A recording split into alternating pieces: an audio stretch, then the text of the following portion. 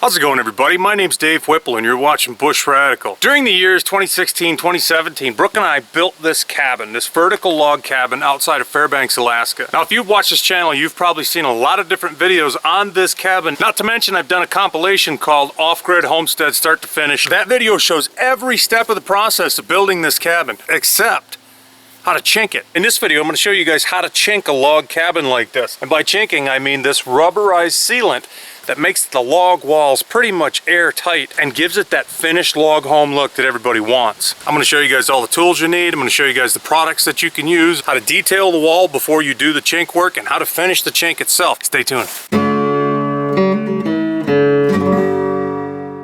Now here's the product we're going to use. This is Chink Log Home Sealant. There's a couple different brands on the market, but this is the one I've always had the best luck with.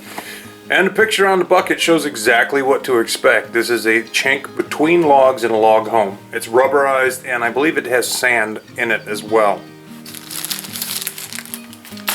Now what you're looking for in a paintbrush to chink is stiff bristles. You want the stiffest bristles you can get, and that's generally the cheapest paintbrush that you're going to find in any hardware store.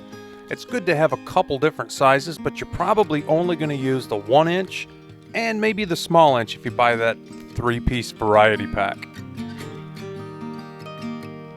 Now there are other products on the market to chink a log wall, but this is the one I've always used, Chink. This is going to cost you about $200 to $250 a bucket, depending on where in the country you buy it.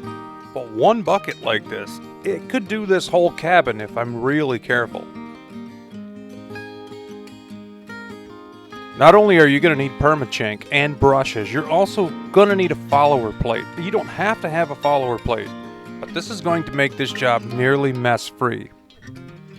Now the follower plate goes inside the bucket of chink, and you load the bulk loading caulk gun through that center hole in the follower plate, and it keeps everything nice and clean. And here's our bulk loading caulk gun. I've had this gun for probably 20 years, and it's chinked several log cabins. It might be a little bit over the hill, and I think I'm going to buy a new one before this job is over, but I'm going to try this one for now. Now this is called backer rod, and it's just a foam cord that you can put in big gaps, so you're not putting in a lot of expensive chink, because this is very cheap. I buy it in 1/4 inch, 1/2 inch, and 3/4 inch. It's a couple cents a foot.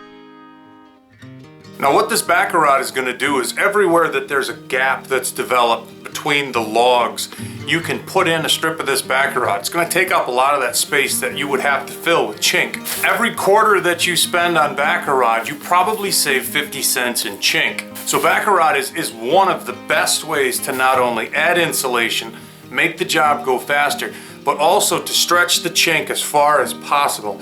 And the chink is the most expensive part of the job. Now when you take a look at this product up close, you see that it's solid. It's not hollow, but it's the same material as like pipe insulation.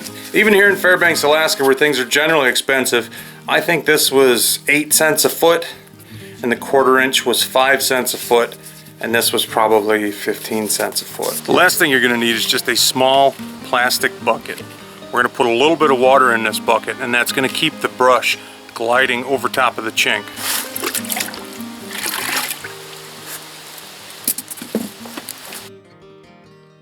Now we're ready to start prepping a wall. And for prepping a wall, all you really need is a putty knife. Just something that you can use to tuck in the insulation that goes between the logs, and something to tuck in the backer rod in any big gaps.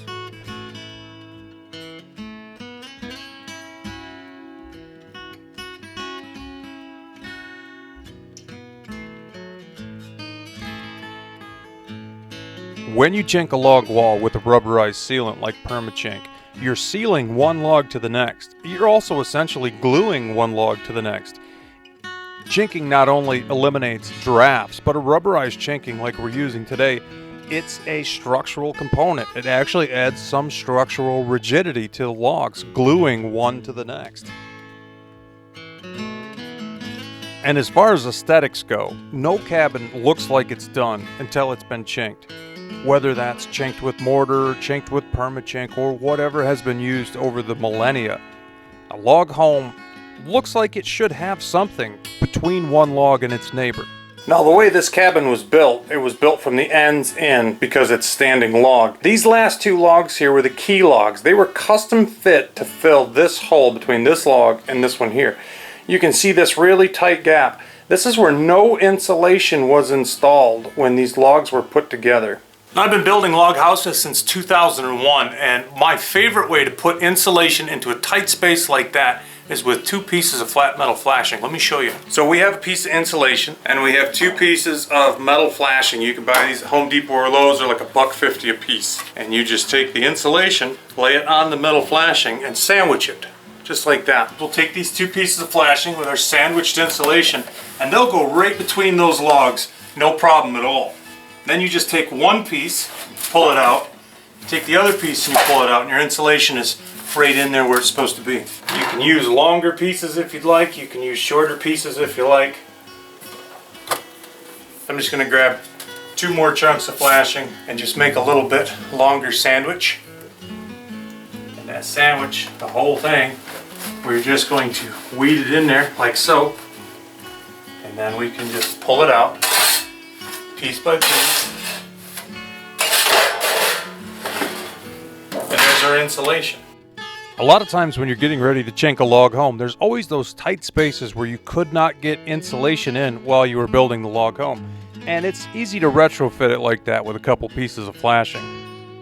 Time to load up our bulk loading gun.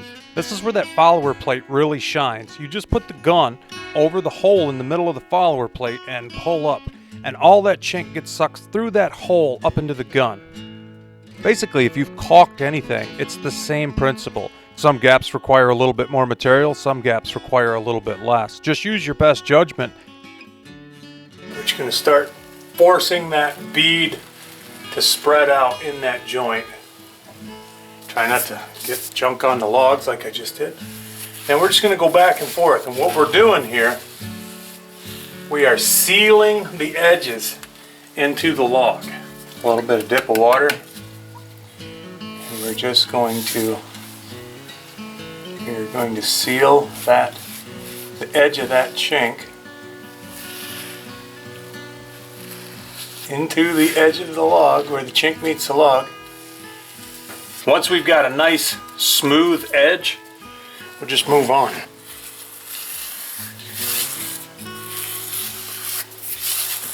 And that is a nice, good, smooth chink line. Right up close and take a look at it.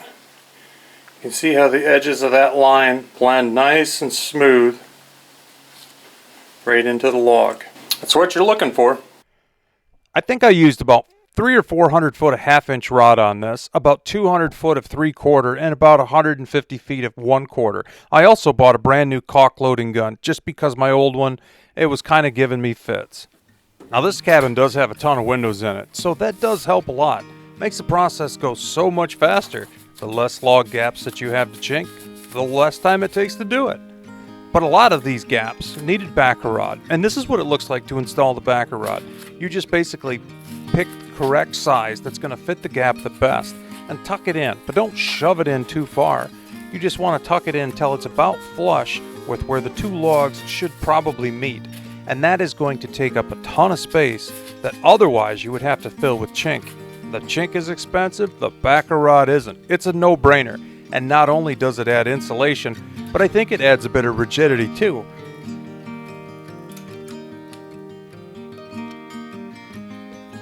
What I generally do is I will detail one whole wall or one whole area, tuck in all the insulation, and then install all the backer rod that I need.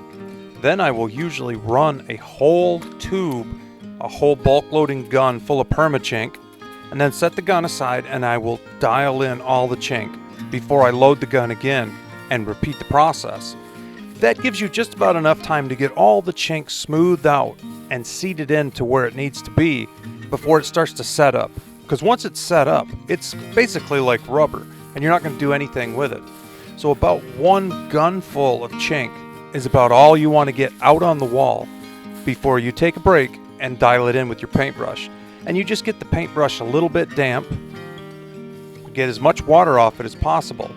You want it moist enough to glide over the chink and feather the chink out, but you don't want to dilute the chink with a soaking wet brush. There you can see that follower plate is keeping that bucket nice and clean.